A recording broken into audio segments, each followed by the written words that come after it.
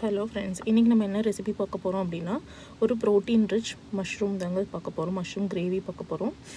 இதுக்கு நம்ம first prepare பண்ணுறதுக்கு முன்னாடி நான் இது குவான்டிட்டி எவ்வளோ எடுத்திருக்கேன் அப்படின்னா 1 பாக்ஸ் ஆஃப் மஷ்ரூம் வந்து எடுத்திருக்கேன். நம்ம யூஸ்வலாக ஷாப்ஸ்லலாம் ஒரு ப்ளூ கலர் பாக்ஸில் நமக்கு கொடுப்பாங்கள்ல, அதுதான் குவான்டிட்டி.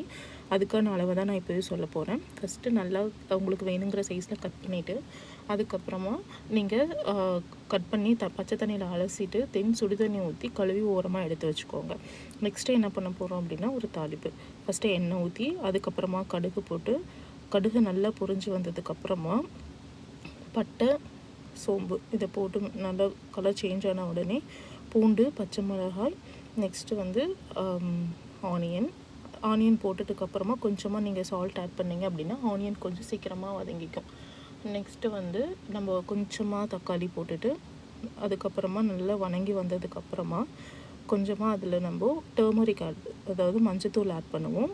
மஞ்சத்தூளுக்கு அப்புறமா நம்ம குழம்பு மிளகாய்த்தூள், அதாவது நாங்கள் வீட்டிலே வந்து நம்ம ப்ரிப்பேர் பண்ணி வச்சுருப்போம், அந்த குழம்பு மிளகாய்த்தூளை வந்து நாங்கள் ஆட் பண்ணுவோம். ஓகே, இதை ஆட் பண்ணி நல்லா வந்து நம்ம இது மாதிரி இந்த ஒரு பேஸ்ட் கன்சிஸ்டன்சி மாதிரி வரணும்.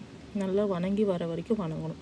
அதுக்கப்புறமா நம்ம எடுத்து வச்சுருக்க மஷ்ரூமை அதில் மிக்ஸ் பண்ணிவிட்டு நல்லா வணக்கணும். நம்ம வணங்கி அதுக்கப்புறமா கொஞ்சமாக நம்ம தண்ணி ஊற்றி க்ளோஸ் பண்ணியாச்சு. இல்லைன்னா ரொம்ப தீஞ்சிரும். பிகாஸ் இது it will take 5 to 10 minutes ஆகும் நமக்கு. அப்புறமா நம்ம நல்லா க்ளோஸ் பண்ணி வச்சிட்டோம் அப்படின்னா க்ளோஸ் பண்ணி வச்சுட்டு அதுக்கப்புறமா நம்ம ஓப்பன் பண்ணி பார்த்தோம் அப்படின்னா ஒரு சூப்பரான ரெசிபி ரெடி.